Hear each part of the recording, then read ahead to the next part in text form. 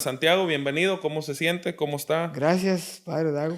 El último episodio Gracias. que grabamos andaba un poquito con problemas de la Todavía, garganta. todavía, pero ya me siento mejor. Oh, qué bueno. Ya me Ha siento estado mejor, sí. tomando medicamento. Sí, ayer vi al doctor Joya y me recetó un Sí. antibiótico y no sé qué más. Me siento mejor. Sí, oh, qué Me bueno. siento Pues mejor. me da mucho gusto y el tema que le propongo hoy acerca del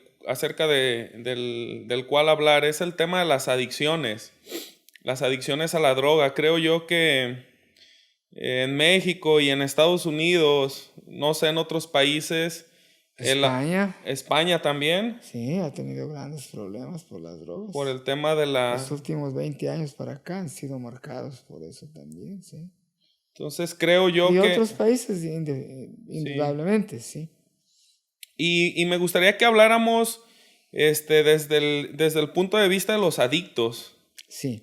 de las personas que han desarrollado esa necesidad de consumir drogas.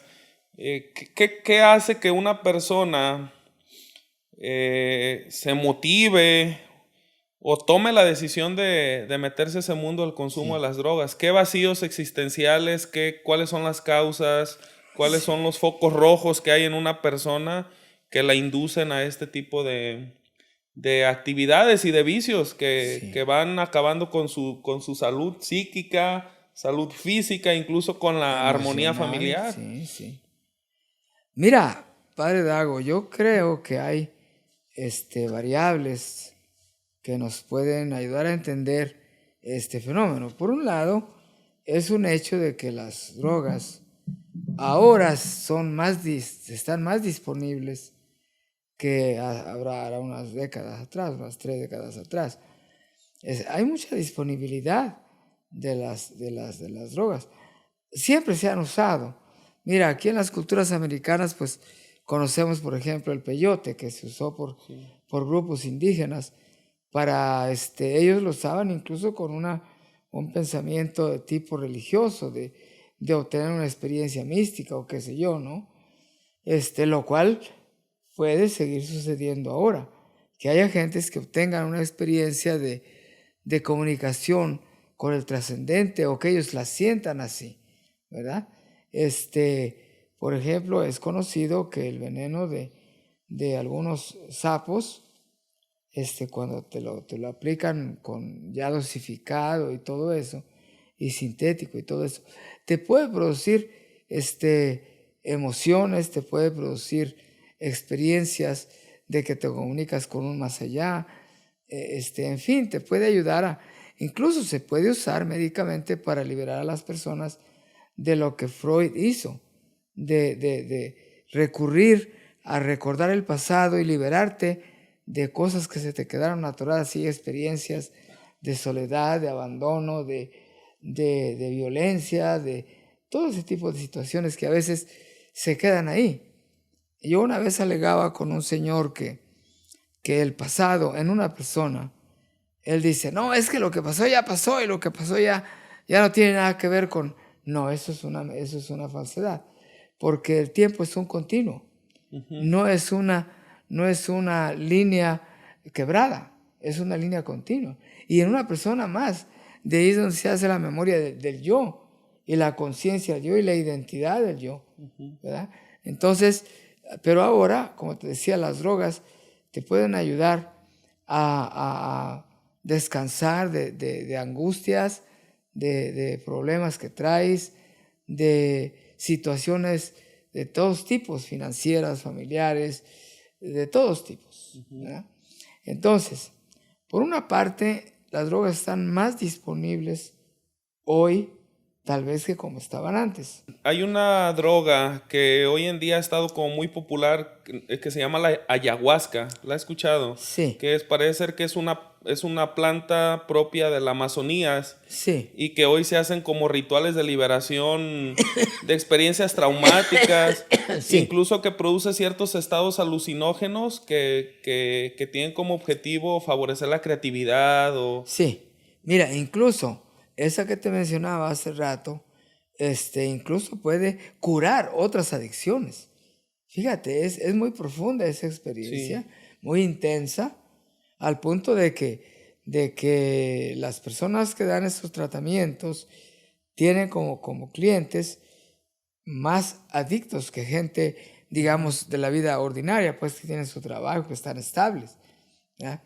Porque sí pueden ayudarlas. De hecho, las drogas tienen muchísimas funciones, y no hablando de las drogas que están prescritas y controladas por los médicos. Yo me pasé más de 2 meses usando todos los días morfina. Morfina, porque el dolor era muy intenso cuando tuve yo esa enfermedad del cáncer. ¿Y cómo fue su experiencia? Mi experiencia fue tremendamente bonita. ¿Con la morfina? Seguro, imagínate, si tú estás con un dolor Sí. y te inyectan una sustancia que de momento te da un poquito como de calor, pero luego te invade todo y te hace descansar y te duermes como si no tuvieras nada. Evidentemente, cuando vuelve el dolor, pues tiene que ponerte más morfina, Sí. ¿no? Y bueno, tantas drogas que se usan para los dolores de cabeza, para las migrañas, para tanta cosa, ¿no? Entonces, hay que reconocer que todos los productos naturales que tienen estos efectos de ser analgésicos, de ser, como dices tú, alucinantes o todo eso, puede ayudar a las personas en un momento dado, ¿verdad? Entonces, reconocemos todo el valor médico que tienen las drogas, porque esa es una cosa evidente que no podemos negar. Pero también tenemos que reconocer el efecto negativo. Como te decía, mira, la disponibilidad de las drogas por una parte. Hubo una discusión en el Congreso de Estados Unidos acerca del uso de la marihuana y de otras drogas que son ya de consumo más o menos legal o más o menos permitido, sobre todo en ese país de Estados Unidos, ¿no? Yo tuve una experiencia, fueron a buscarme para consejería una mamá y su hijo, el hijo de unos 15 años y la mamá pues ya sus 40 o no sé, una cosa así. El problema era que la mamá le alegaba que él tenía que dejar de fumar marihuana y que porque era dañosa y que porque era acá y que porque era allá y que porque era, en fin, ¿no? Entonces el hijo alegaba: mamá, tú eres una ignorante, tú no sabes nada de las drogas. La marihuana se usa como una medicación, como una medicina, para control del dolor, para control de muchas cosas, ¿verdad? Eso yo también tengo la experiencia, de que pones la marihuana en alcohol, la dejas fermentar una semana, y cuando tienes dolor, te la untas y te sirve. Esa experiencia yo la tengo. Tiene un efecto analgésico. Tiene un efecto analgésico, efectivamente. Entonces, eso es una verdad de las drogas. La disponibilidad, el hecho de que se les lava el coco a los adolescentes, a los jóvenes y a toda persona que las empieza a consumir. No, mira, no te hace nada. No, mira, eso está bien. Te vas a sentir padre, mira. Cualquier droga, el LSD, lo que sea, polvo de ángel, lo que sea. ¿Verdad? Y es verdad, es verdad.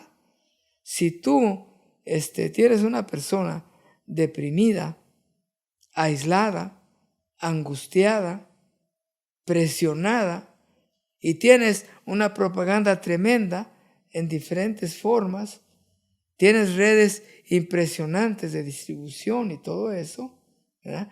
Y encuentras personas en el Congreso, en el Senado, defendiendo que al cabo ya aceptamos el alcohol y ya sabemos que es una droga social y que también te ayuda a liberar problemas y ansiedades y todo. ¿Por qué no vamos a aceptar la marihuana?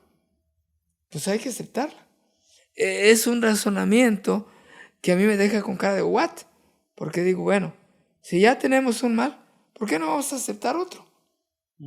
¿Verdad? Es una forma de razonar que no considera la verdad de las drogas.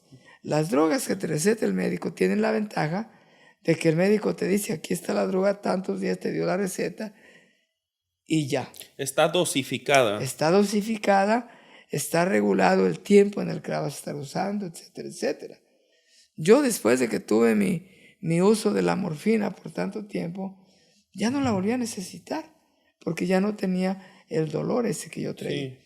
Pero una persona que lleva un dolor moral, un dolor emocional, una carga de represión que ha venido sufriendo desde menor de edad, cuando empieza a usar una droga, pues es difícil que la deje. Porque definitivamente la droga, y fíjate, muchas otras drogas permitidas, sencillamente el café, la pasiflora, que tienen un efecto positivo en tu organismo, porque te ayudan a dormir, porque te energizan, qué sé yo. Entonces, ese tema es complejo y requiere de un experto en el tema para hablar con propiedad de todas estas cosas. Lo que yo defiendo es que las drogas, dado que tienen un doble efecto, como casi todas las medicinas y los tratamientos, tienen doble efecto. Son espadas de dos filos. De tal manera que si tú no controlas aquello, si no tienes en cuenta las dosis, los tiempos, la distribución, los paréntesis de dejarla y volverla a usar y todas esas cosas, entonces definitivamente te va a dañar. ¿Por qué razón? Porque la droga sigue siendo un factor exterior al cuerpo humano y a su funcionamiento y a su dinámica. Entonces, si tú estás alterando continuamente la dinámica natural saludable de tu cuerpo, entonces tú lo vas a impactar. Lo cual sucede incluso con otras cosas que no sean drogas, pero que alteran el funcionamiento. Mira, las pastillas anticonceptivas. ¿Qué hacen esas pastillas? Bueno, alteran los procesos hormonales de las mujeres, alteran, sea que bloquean una expresión de ciertas funciones, sea que la sobreestimulan, ¿verdad? Entonces, si tú te tomas esa droga sin el control del médico, te puedes quedar esterilizada. ¿Por qué? Porque tus órganos dejaron de funcionar normalmente y empezaron, motivados por ese agente externo, a funcionar de otra manera, ¿verdad? Total, lo que te estoy diciendo es esto. Las drogas, yo hasta ahorita no sé de alguna que no tenga efectos positivos y efectos negativos.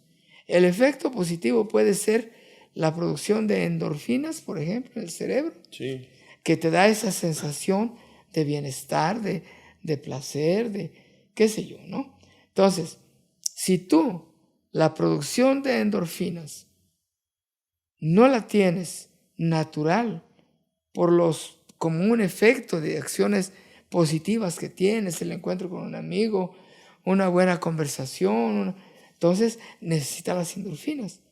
Si no las produces, te caes en la depresión. Entonces, ¿cómo le vas a hacer? Si hay drogas que te aceleran artificialmente la producción de endorfinas, pues te va a gustar.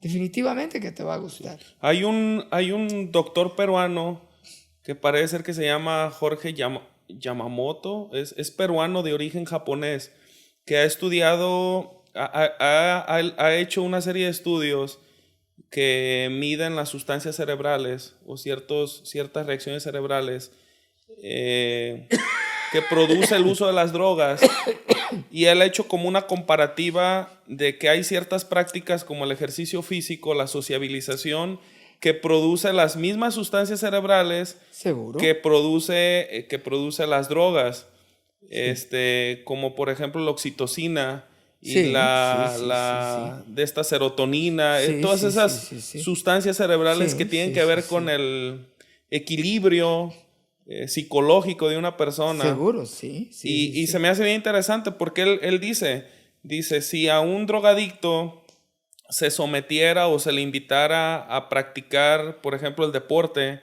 a tener una red de amigos y a tener ciertos proyectos, pues dice, evidentemente ya no necesitaría el agente químico, o sea, la droga, para estimular exactamente su vida. Y todo eso. Exactamente. Se me hace bien interesante. Fíjate en una cosa. El cuerpo humano es una maravilla. Definitivamente es una maravilla en muchos aspectos, ¿verdad? Por ejemplo, todos los seres vivos tienen la capacidad de sanar de algún trauma, de alguna herida, de alguna... Todos. Algunos de ellos recurren a la soledad para que su cuerpo solo, un gato, por ejemplo, si se siente mal o algo, se aísla. solito se aísla. Y ese aislamiento y a veces ayuno que hace permite que su cuerpo solo reaccione y traiga la salud. Una planta sana de un machetazo que le das y luego produce la forma de sanar. Así es el cuerpo humano. Y el cuerpo humano con una mayor complejidad, tremenda complejidad que los demás seres vivos. ¿Por qué? Porque el cerebro humano, la agencia de sobrevivencia número 1 de nuestro cuerpo, trabaja de una manera casi, te diré, perfecta para eso. Entonces, nosotros producimos todo, producimos la serotonina, producimos las endorfinas, producimos la oxitocina, producimos todo. Pero todo lo producimos regulado, según las experiencias que tenemos, según los momentos que estamos viviendo. Por ejemplo, si tú estás en un momento de peligro, que tu cerebro te dice no lo puedes enfrentar, estás delante de un perro rabioso, qué sé yo, entonces tienes que correr ya, ¿no? Entonces es correr o pelear, ¿no? Pero tu cerebro ya te está dando las órdenes y te está haciendo evaluar aquella situación que se está dando. Y eso es producción de hormonas y producción de cortisol y de todas esas cosas, ¿no? Entonces, no necesitamos, en una situación de equilibrio, de balance, no necesitamos las drogas. Si tú no tienes dolor o si tu cuerpo alcanza a producir la forma de superar aquel dolor, no necesitas las drogas.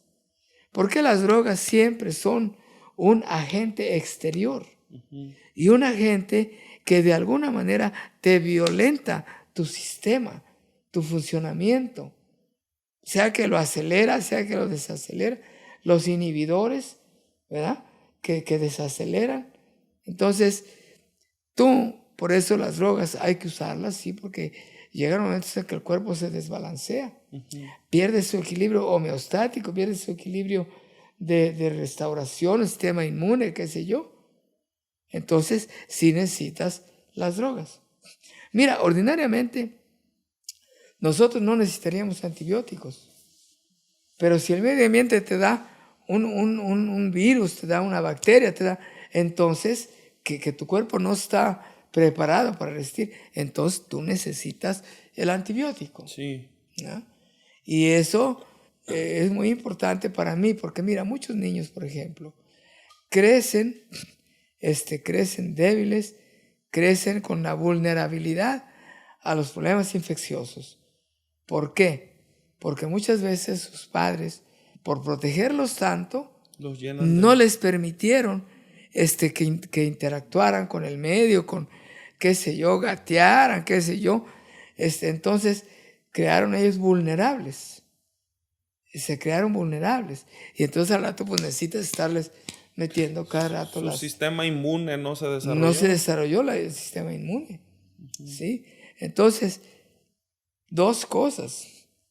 Las drogas o las sustancias químicas o sintéticas, como le quieras llamar, te pueden producir un efecto positivo cuando están reguladas, cuando están bajo el control de un experto que dice hasta aquí y ya, y adelante, para que tu cuerpo siga trabajando normal.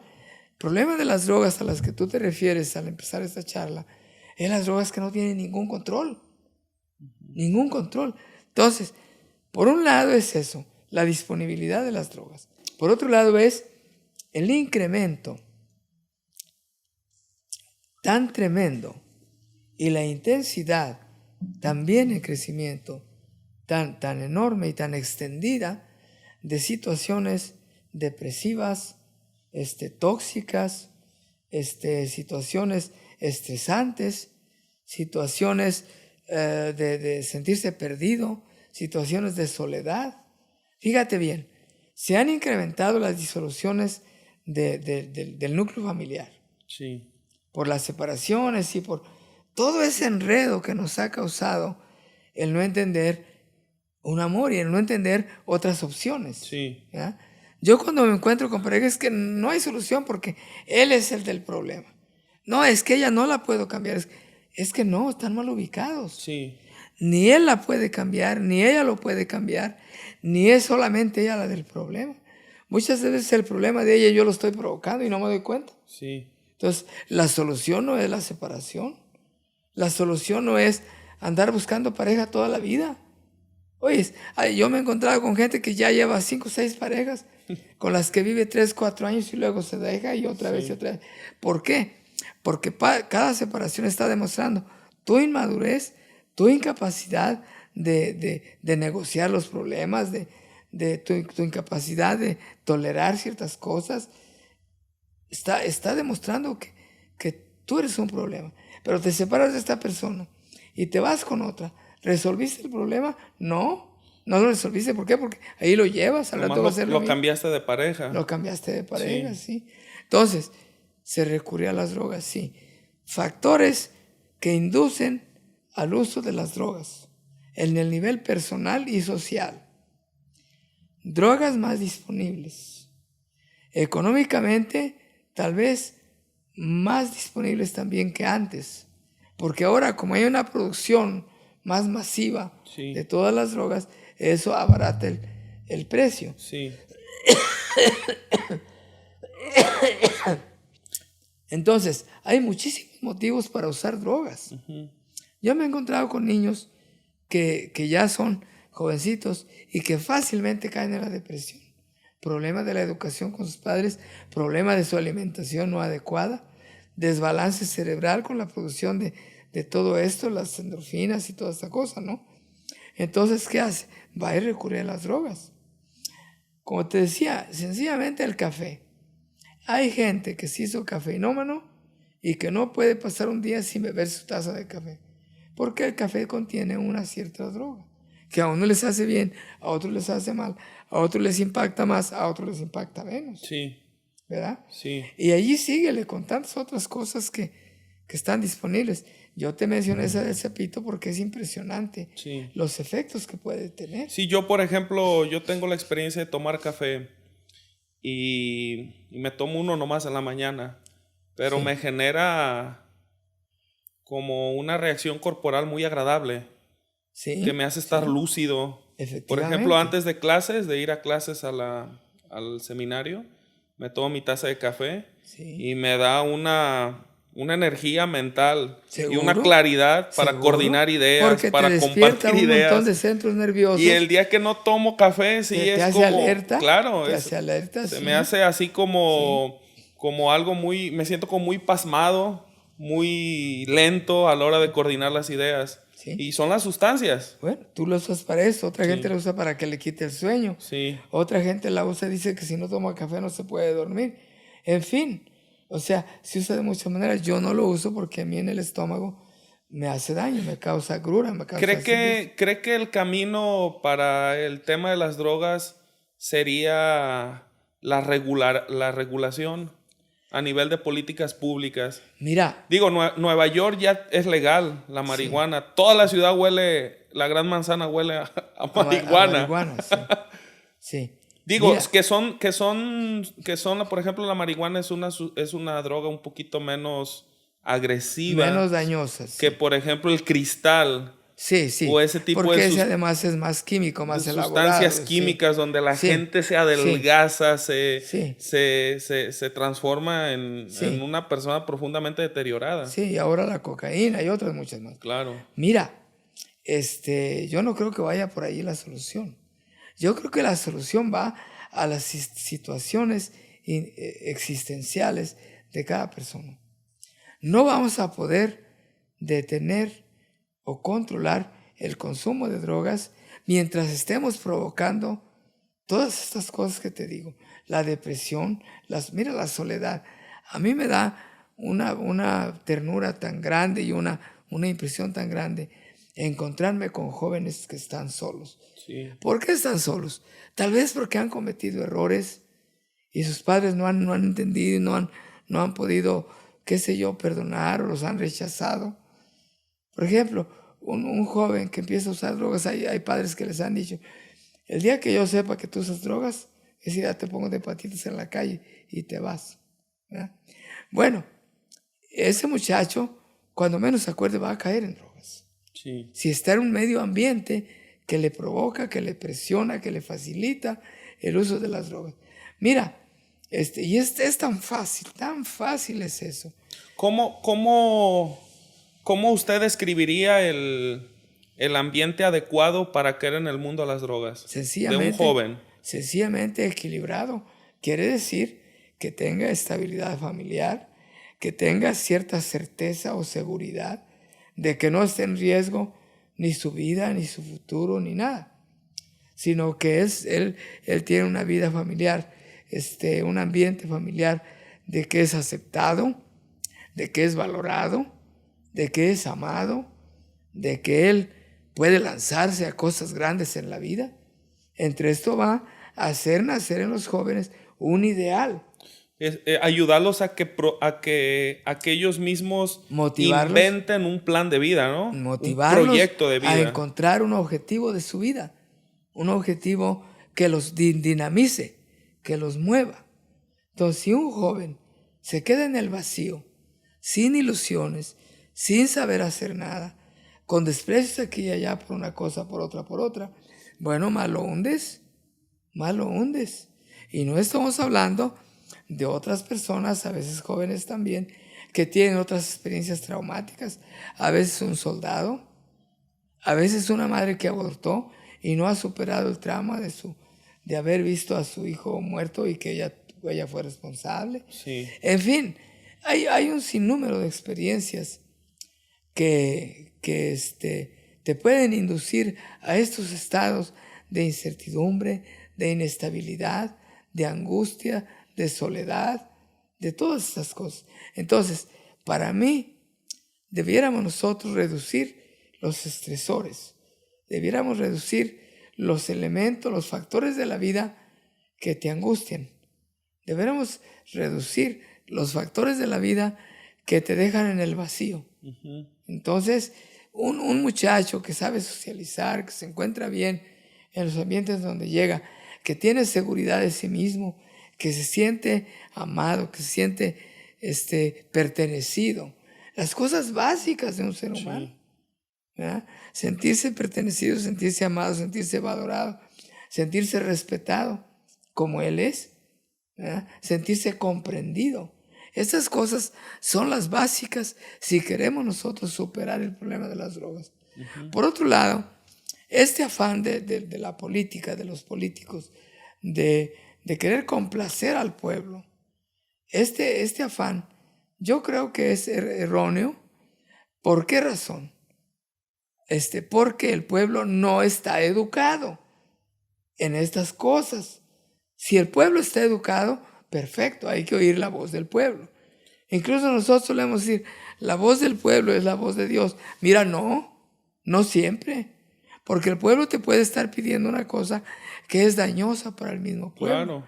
Un pueblo ignorante, un pueblo que vive estresado por factores económicos, un pueblo que vive demasiado limitado de opciones en la vida. Sí. Bueno, no puede decir que su voz es la voz de Dios, no. Primero tienes que educarlo, tienes que proteger su vida. Y después de eso, sí, escúchalo, respeta su opinión, escúchalo, discútela. Y si puedes, enfréntate al pueblo y diles, miren, por esto y por esto y por esto y por esto y por esto. Sí. No se puede hacer esto. O sí se puede hacer esto. Hay ahorita un grupo grande de intelectuales, sociólogos, analistas políticos que pugnan a favor de la legalización de las drogas y plantean el argumento de que por ejemplo, el alcohol, el tabaco, que en alguna época histórica fueron drogas prohibidas y que ahora se legalizaron y que siguen causando muertes. El alcohol sigue causando muertes, estragos. Destrucción de familias. El tabaco sigue causando cáncer. Sí. Pero que ahora ya no hay cárteles del alcohol ni del tabaco que se liberó y se peleen. Se hizo mercado. Sí, claro. Entonces, uno de los argumentos que este grupo de personas pugnan es precisamente ese, de que una medida que podría ser inteligente para terminar con esta industria del narcotráfico, que en México ha sido espantosa por la gran cantidad de desaparecidos, de muertes, de disputas de territorios entre cárteles, que una de las posibles soluciones podría ser su regularización y que efectivamente seguiría habiendo gente, sin duda, adicta al cristal o adicta a la cocaína, pero que ahora los cárteles estarían regularizados como empresas, que no Mira, se disputen territorios. mira, hay cosas que los políticos quieren razonar teniendo en cuenta que va a causar un beneficio, que ya no va a ser tan cara, que ya no va a haber muertes, que ya no va a haber... Bueno, en primer lugar yo pongo entre paréntesis eso de que no va a haber muertes. No, no va a haber muertes, digamos así, violentas, escandalosamente crueles. No va a haber esta batalla de poder de los cárteles, de distribución de los territorios y todo eso. Probablemente eso se resuelva. Bueno, ¿cuántas muertes se va a causar con la liberalización? ¿Cuántas gentes mueren de cáncer por el tabaco? ¿Cuántas gentes mueren del alcoholismo? ¿Cuántas familias se destruyen por el alcoholismo? ¿Cuántas angustias económicas causa un padre alcohólico a sus hijos, a su esposa? Ahora, nosotros definitivamente no podemos actuar con cálculos matemáticos, porque una vida sigue siendo valiosa, independientemente de que seas un alcohólico o no lo sea. La vida es un valor para todo ser humano y para todo ser vivo. Fíjate lo que te estoy diciendo, para todo ser vivo.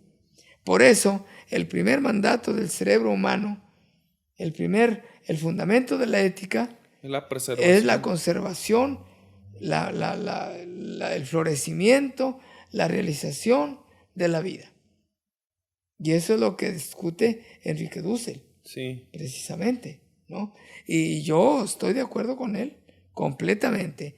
Por eso una división entre bien y mal es todo lo que hace mal al ser humano es malo, es moralmente malo. Y todo lo que le hace bien es moralmente bueno. Si la droga bien regulada, si la droga con un médico en la cabecera, te produce un bien, úsala. Pero si tú te descontrolas de eso, si tú pierdes el dominio de ti mismo con eso, si tú recurres a la droga como un bien que te cure todos los males porque te adormece, porque te hace crear mundos fantásticos que no existen, te quita los pies de la realidad, entonces déjala. Sí. Definitivamente un ser humano debe conservar los pies en la realidad, Sí. aunque sea esa realidad, aunque sea cruel, aunque sea dolorosa, aunque sea destructiva, pero tiene que estar bien consciente, esta es mi realidad. Entonces, si tú en tu contexto tienes necesidad de usar una cierta droga, que te lo diga un médico, que te lo diga un experto, que te la recete, entonces úsalo. La iglesia se ha pronunciado con mucha claridad y contundencia sobre el tema de la droga y advierte que su legalización pues sería una decisión equivocada de parte de los políticos. Es una decisión equivocada. De hecho, hay algunos países europeos que ya le dieron vuelta a esa decisión. Fíjate, me estoy acordando yo lo que pasó con España. España en el tiempo de Franco, no, que es un dictador y que acá y que allá y que esto y que viene y que fue. Sí. Bueno, se va Franco. Y entonces ahora sí somos libres. Ahora, pregúntale a España lo que le pasó. Tuvo un par de décadas de descontrol en la cuestión de las drogas. Sí. ¿Y cuántas generaciones se dañaron por causa de esa famosa liberalización? Yo creo que detrás de este impulso de liberalización de las drogas hay una lógica detrás. La lógica es que el pueblo va a lograr una estabilidad y que va a haber un equilibrio en el uso y en la venta de las drogas, ¿verdad?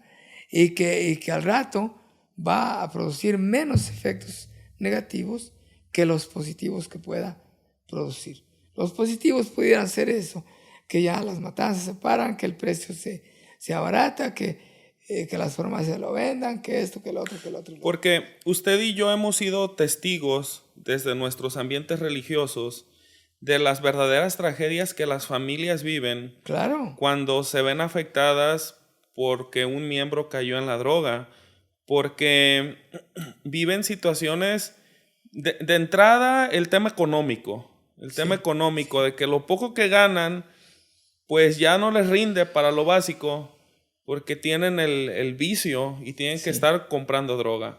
La primera. Segundo, el deterioro de su salud física, Sí. ¿sí? Emocional, mental, todo, Emocional. sí.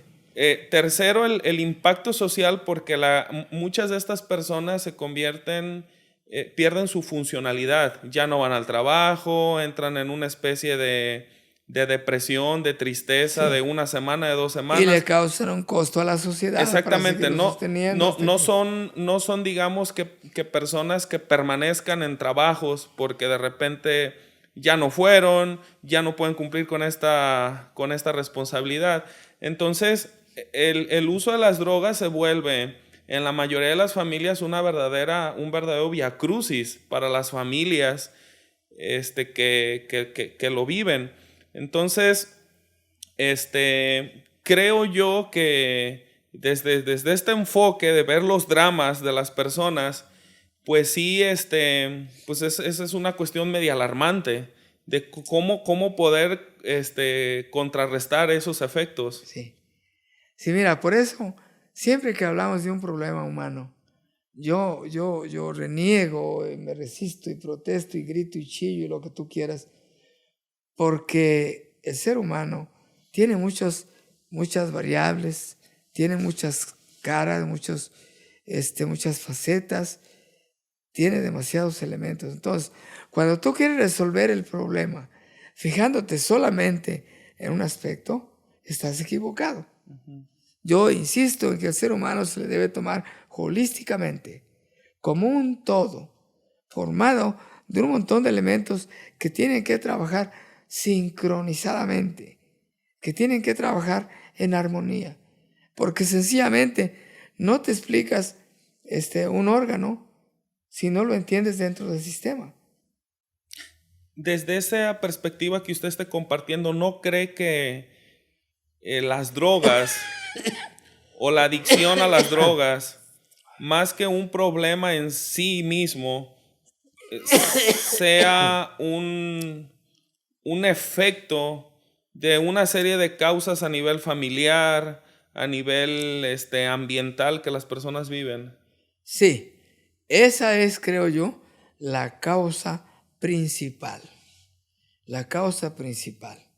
Las otras causas, bueno, la disponibilidad de las drogas, en fin. Pero, y ahí viene, fíjate, es uno de las facetas de la desintegración familiar, ¿verdad? De los traumas que nos estamos causando unos a otros continuamente. Imagínate, por ejemplo, ahorita con el liberalismo sexual. Una muchachita tonta de la escuela que le están diciendo, tienes derecho a hacer lo que quieras con tu cuerpo, que trae un amiguito ahí detrás y que al rato ella lo está pensando de otra manera. Ella lo está valorando de otra manera. Es que es el que me gusta, es que es al que quiero, es el que aquí, que allá, ¿no? Y el amigo es ya un Alcohólico. tigrillo que nomás quiere tenerse una aventura y largarla ahí. ¿Te imaginas el trauma de la decepción amorosa, el trauma que le va a causar a esa muchacha? ¿Te imaginas el problema que le causó en la escuela, en la familia, en su sociedad, en su crecimiento, en su proceso de desarrollo? Igual con las drogas.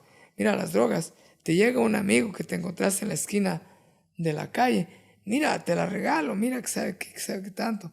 Es padre, mira, aquí y allá. Te convence. Te la empieza a fumar. Te sientes a gusto. Quedamos que el ser humano es un animal que busca el placer. Sí. Sientes placentero. Entonces, ¿qué hace? La siguiente vez, tú le vas a comprar. Primero te la regaló, Y después te la pero venden. ahora te la vende, ¿no? Entonces, la solución del tema de las drogas, yo no lo veo más de que en una sociedad de mayor equilibrio, en una familia más integrada, más estable, en un ambiente social más saludable, que no te esté presionando tanto a esto, a aquello, a lo demás allá, Porque si tú tienes eso, una familia más o menos equilibrada, que viva de su trabajo, que tenga cierta conciencia de los variables que están impactando a toda su familia y cierta educación de cómo no caer aquí, no caer en los pozos que la sociedad está continuamente poniéndole al ser humano. Un montonón de trampas increíble. La droga es una trampa nada más. Sí. Mira, si tú la tomas, te van a quitar los problemas. Y sí se le quitan.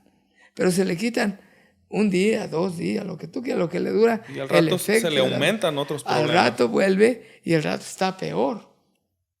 Entonces, si tú usas la droga como un escape del dolor, de las angustias, de la soledad, de todas esas cosas, como un escape a problemas emocionales que tú traes, a problemas mentales que tú traes, entonces yo creo que es mal, porque es una salida falsa. Sí. Mira, la sociedad que tenemos tiene muchas salidas falsas. La separación o el divorcio es una salida falsa. La droga es una salida falsa. El mismo dinero, la adicción al dinero, es una salida falsa, porque el dinero, si tú te haces adicto al dinero, vives uncido continuamente a seguir produciendo dinero. Tu trabajo, sea el que sea, sea el que sea. ¿Ah? Entonces, aún eso, si tú no lo vives con un cierto equilibrio, te daña, porque te esclaviza, Sí. te esclaviza. Todas las adicciones pueden esclavizarte. Y tú para salir de eso necesitas un esfuerzo tremendo. Necesitas una motivación tremenda, una promesa de futuro. Mira, yo leyendo este tema se me va el nombre, este hombre nazi que sufrió tantísimo en los centros de concentración. Ay, se me va el nombre. En busca de sentido. Ok, En el busca de sentido. profesor Sí. Eric Fromm. No, Eric Fromm es el del No, arte de no, no. amar. No. Víctor Frank. Víctor Frank. Víctor Frank. Víctor Frank. Sí. En busca de sentido. Mira, este hombre, en otras palabras, dijo lo mismo que yo te estoy diciendo. El amor es una variable indispensable en todo ser humano. En todo ser humano. Nadie puede vivir sin amor. Nadie puede vivir sin amor.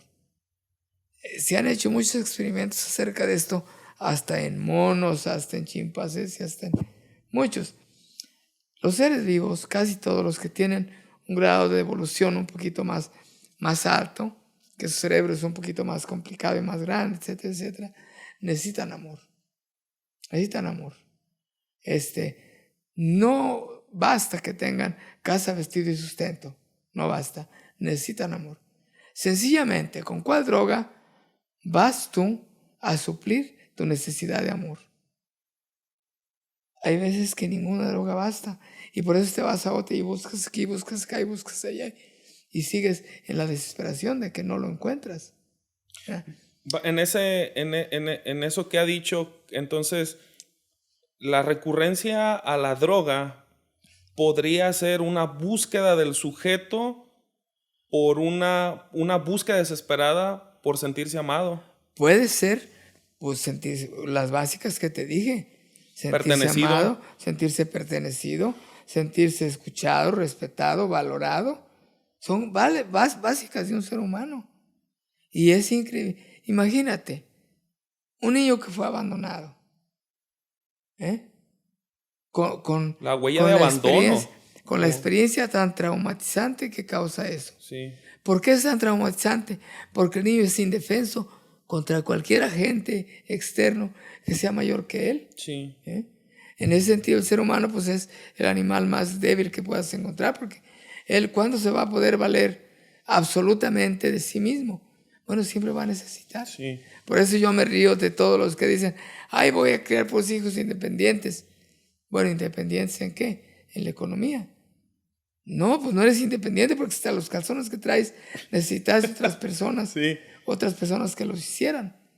Entonces, hay que aprender a vivir con una dependencia saludable, emocional, afectiva, de amor, de todas esas cosas. una dependencia saludable. ¿Qué quiere decir? Que tú puedas hacer ciertas cosas por ti mismo, puedas tener tus objetivos propios, puedas perseguir tus objetivos propios por ti mismo, ¿verdad? Pero hasta allí, ¿verdad? El más pintado, en un momento dado de su vida, necesita amor. Necesita amor. ¿Cuál tipo de amor? El auténtico. Alguien que se preocupa de ti, que su compañía te da consuelo, te da valor, qué sé yo. Eso es todo. Entonces, hay muchísimos conceptos que entendemos en nuestra cultura equivocadamente. Si usted le llega a un drogadicto y le dice, padre, yo soy drogadicto y quiero restablecerme, quiero superar este problema porque dañé mi familia, dañé mi matrimonio, he afectado a mis hijos, he perdido mi trabajo, estoy en números rojos en mi economía. ¿Qué consejo le daría? Mira, ¿Qué itinerario, qué metodología? Más que darle consejo, yo primero lo escucharía. Lo escucharía y le haría preguntas. A ver, ¿cómo fue tu proceso? ¿Cómo empezaste? ¿Qué te estaba pasando? Más atrás, ¿cómo ha sido tu vida de esposo? Si es ya un hombre casado, ¿cómo es tu vida? ¿Fue tu vida de joven? ¿Qué te pasó? Ayudarlo a tomar conciencia de sí mismo. De sí mismo. De sus pasos que ha dado equivocados. Y yo trataría de ayudarlo a hacer una decisión por él mismo, de iniciar un proceso de salud mental, emocional, afectiva, ¿verdad? Pero lo primero que yo haría sería definitivamente escucharlo con atención y darle todo el tiempo que él necesite para que se desahogue de todo lo que él traiga, si es posible. Dado que él vino a mí, él viene ya con una cierta disponibilidad de apertura. Y yo debo de aprovechar eso para ayudarlo a que externe todas sus situaciones. Lo ayudaría a visualizar los efectos que ha tenido en su vida, su pérdida de trabajo, en fin.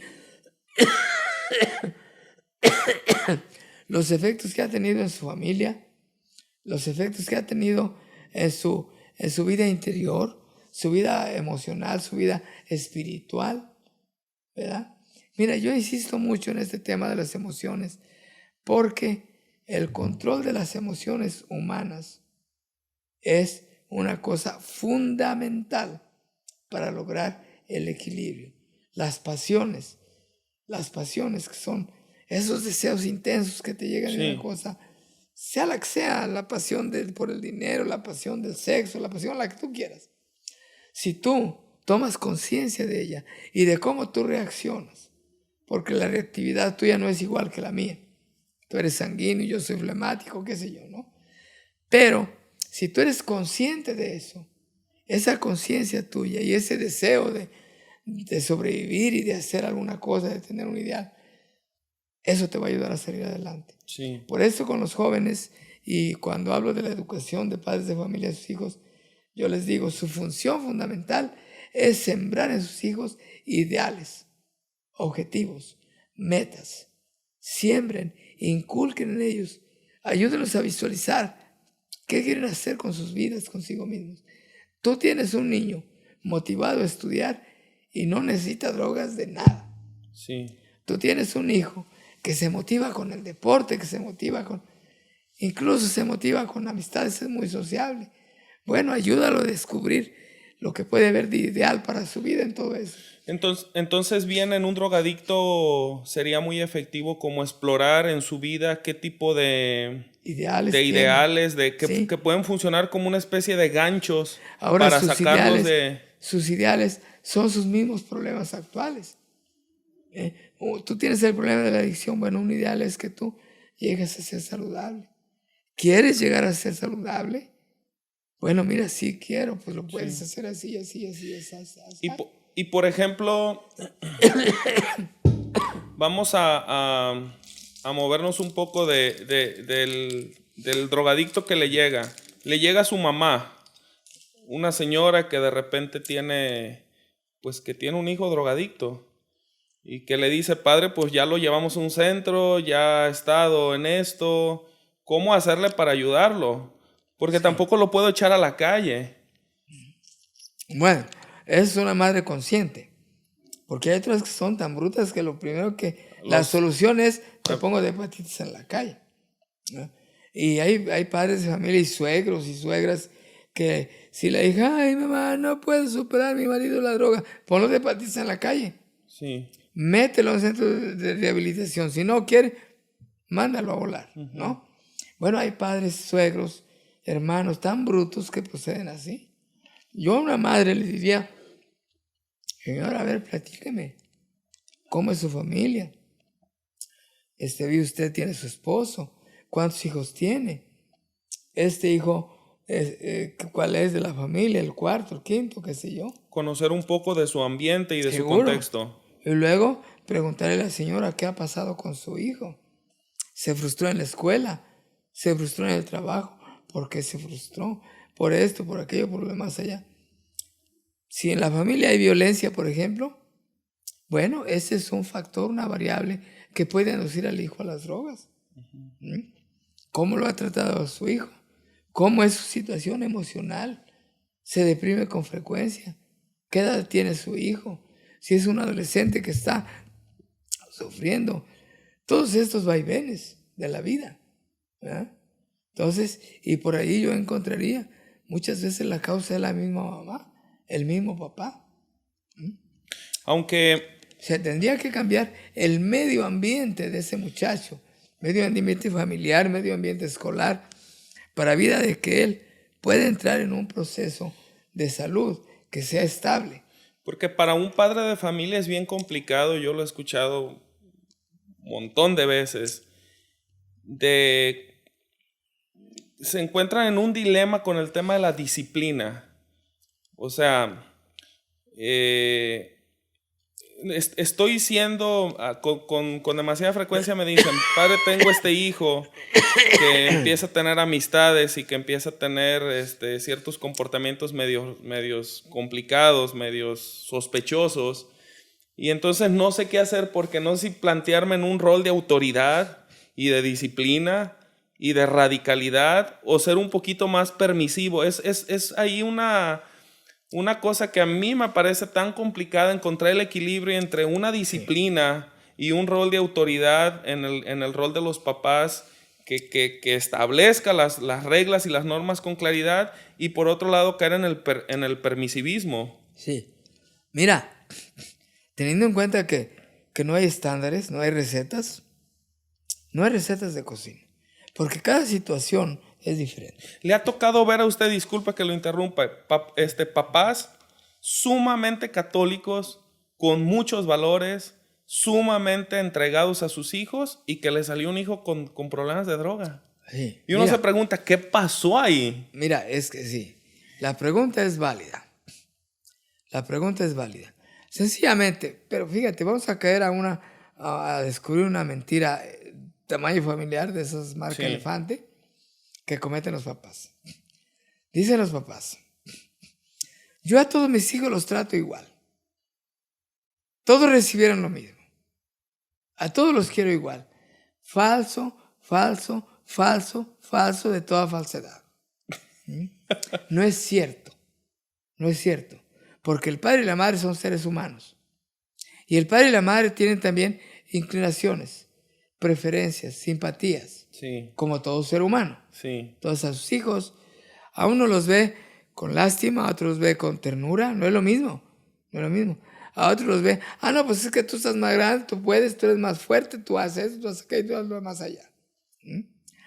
A este otro, es que este es más noble, porque viene y me abraza, más cariñoso. Más cariñoso, qué sé yo. Entonces eso es falso. Eso es un factor que debemos analizar cuidadosamente, detenidamente. Sencillamente los padres no corrigen igual a sus hijos. Tan fácil como eso. Entonces, es una cosa. Segundo, hay que descubrir la falsedad de los mecanismos de disciplina que tienen los padres para con los hijos. El mecanismo de la represión es negativo aquí en China, y eso ya lo dijeron muchos, Freud entre otros. La represión no es el camino. El camino es la motivación, el convencimiento, el diálogo, el encontrarles los resortes. ¿Cuáles resortes hacen responder a mi hijo? ¿Cuáles resortes no lo hacen responder? Porque vamos a suponer que estás usando la violencia. En un momento dado, el hijo se hace resistente a la violencia y le vale madre lo que hagas o no hagas. Sí. No le importa. Incluso hay hijos que los pueden hacer sádicos o los pueden hacer al revés, ¿no? ¿Masoquista? Masoquistas. Los pueden ser masoquistas. Y entonces ya no les importa. Me va a pegar, pues que me pegue. Fíjate una cosa que me pasaba a mí. Ahora me acuerdo. Sí. Cuando estaba chiquillo, nosotros somos del campo. Yo soy del campo. Y ahí nací, ahí crecí. Pero mi madre, pobrecita, tuvo hijos como coneja. Sí. Tuvo 12. Y parece que un aborto que se le vino por motivos de salud, no sé cómo estuvo. Bueno, ella no tuvo escuela. Ella quedó huérfana de madre a los 6, 7 años, 8 años, no sé. Entonces, ¿cuál era su forma de corregirnos? Te voy a poner una pela, te voy a poner una pela. Entonces a mí me gustaba que nos pegara en la mañana. Porque nos pegaba hasta que ella descubrió el truco. ¡Santiago, el molino! ¡Santiago, el molino! Y yo enroscado ahí en la cama. Y dormíamos en una misma cama, 3, 4 hermanos. Unos de cabeza para allá y otros de cabeza para acá. Y bueno, así. Entonces, adrede nos quedábamos tapados con las cobijas y todo. Para amortiguar el... Ella llegaba y nos pegaba con la soga, lo que primero que encontraba. Sí. Y nosotros, ¡ay, no nos pegue, no nos pegue! Y risa, ¿no? Sí. Porque no nos estaba doliendo. Y ahí ya vamos, ya nos teníamos que levantar, porque entonces nos pegaba más, ¿no? ¿Qué le podía yo pedir a mi madre? Que no me corrigiera con violencia. Ella nunca supo estas cosas. Sí, claro. Ella creció en la violencia misma. Mi abuelo al rato se casó, Dios los tenga en el cielo a todos ellos. Al rato se casó, mi madre vivió con la madrastra un tiempo, luego se tuvo que ir porque yo no sé, se casó ya con mi padre, muy joven, 17 años, andaba en los 18. Pues ya, ¿no? Entonces, ¿tú crees que a estas capas de la sociedad se les puede pedir que tengan una conducta de disciplina con sus hijos adecuada? Que la tenga estudiada, que la tenga mesurada, medida, que la tenga equilibrada. ¿Cómo le puedes pedir eso a un padre de familia? Ahora, hablando de aquí de México, que ya somos un país alfabetizado. ¿Cuántos padres de familia han leído más de lo que leyeron en la escuela? El problema de la falta de lectura. ¿Cuántos padres de familia han interactuado con personas que tengan un nivel de formación más alto? Si los estratos sociales tienden a petrificarse allí donde están. Una mujer del campo se halla mejor con gentes del campo. ¿Con quién socializa? Pues con gentes del campo. Sí. ¿Con quién se entiende? Con gentes del campo. Igual que una maestra se entiende con maestros. Igual que un empresario, un profesionista, se entiende con empresarios. Entonces, tenemos que romper las barreras de la estratificación social. Y ahí venimos al factor económico, es el discriminador más fuerte, más descarado y más eficaz que tenemos en las sociedades. El dinero es el discriminador. Tanto es así que si este niño o este joven se enamora de esta mujer y él es rico y ella es pobretona o pobre de plano, sus padres de él empiezan a hacer presión. Esa mujer no te conviene, esa mujer esto y aquello y lo demás allá. Y a veces lo presionan tanto que lo obligan a dejar a esa mujer. Sí. Y lo frustran en la vida. Lo frustran. Eso sucede en todos los campos. Bueno, usted estuvo muchos años en una ciudad muy clasista en ese sentido, de extractos sociales bien marcados, que es la ciudad de Nueva York. No, mira, está en todas partes. Sencillamente, ay, no te juntes con ese niño porque es un majadero. Sí. ¿Y por qué es majadero? Pues porque dice las palabras suyas, las del campo, si Sí. eres del campus. Habla su idioma. ¿Qué otra cosa va a hablar? Ay, no, no, no, no. ¿Cómo eres tú? ¿Por qué dices esas groserías? ¿Cuáles son groserías? ¿Quién hace el juicio de qué cosa es una grosería, qué cosa no es una grosería, qué cosa es mala palabra? Las palabras antisonantes, ahora ya no se dicen malas Sí, palabras, son palabras. No existe nada de eso. Las palabras tienen un solo valor. Basta. ¿Cuál es su valor? Comunicar. Que esta comunica bien, pues bienvenida sea. Que no comunica, pues entonces no sirve. Nadie la va a usar. sí, Tan simple como eso. Pero los prejuicios sociales, las discriminaciones, y contamos todo. La educación, la cultura, el dinero, las habilidades, en fin, todas esas cosas. Entonces, son puros factores que te van queriendo mantener abajo, que no te subas, no porque hablas mal, porque esto, porque aquello, ¿verdad? sí. Porque no tienes los lujos que nosotros tenemos. ¿Y yo para qué quiero lujos? Nadie los necesitamos nosotros. Así te puede pensar un pobre saludable que dice, no, yo trabajo para Sí, estar claro. bien y ya, ¿no? Pero un rico dice, ay, no, aquí necesitamos un macetón de allá, de los estos, De la India o de de la China, India, de por allá, sí, del Japón, hay esas mujeres, cerámicas. de esas, una cerámica, de esas o qué sé yo. Un pobre, ¿qué anda pensando eso? Pues claro. Y fíjate, esos son los discriminadores, parece que no, pero sí, que una señorona de acá del Alta vaya a visitar mi familia y va a decir, ay, qué cochinos, ay, mira, no tiene, ay, no, no, Sí, ya no quiero estar aquí.